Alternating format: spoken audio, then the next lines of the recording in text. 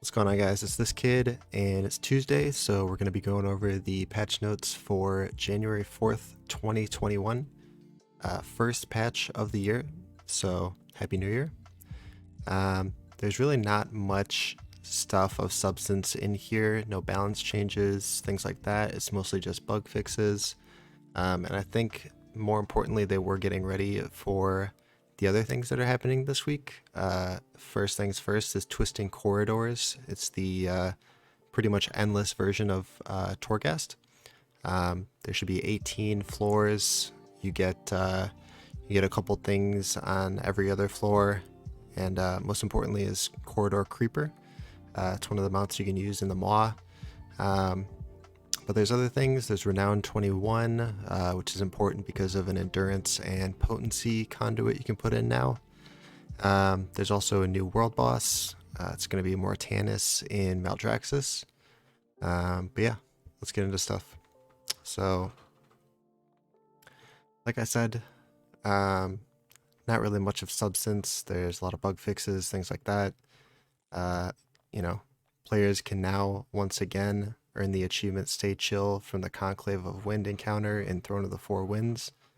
Can't remember how many times I've heard that in the last 5 years.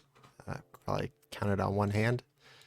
So we aren't going to go over stuff that basically doesn't matter like that. There's a lot of stuff like that with the Covenant campaign quest. They had some issues, they got fixed. This is kind of funny. Tazera in Revendreth now has her correct voice. I guess maybe the voice actor was late to her scheduled appointment or something. Who knows?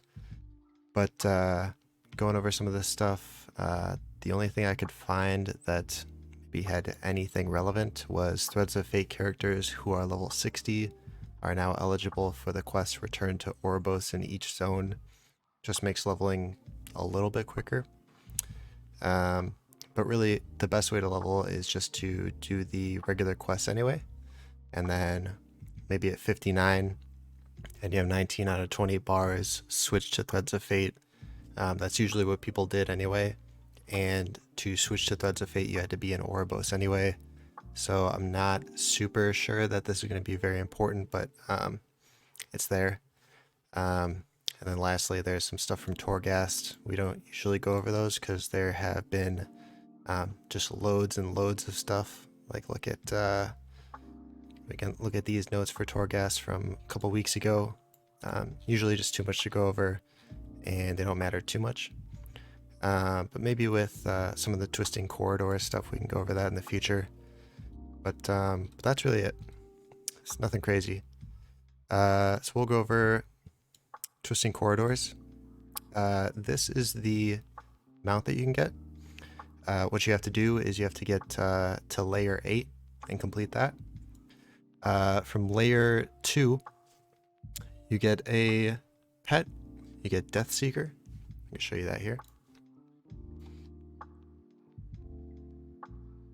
You get this little eye. Pretty cool. At layer 4, you get a toy. It's called Helm of the Dominated. I'll show you that here. Not collected. So layer 4, don the helm, allowing you to pose as one of the Mossworn. Layer 6, you get the Spire Stalker title. Layer 8, at that point you get the Corridor Creeper.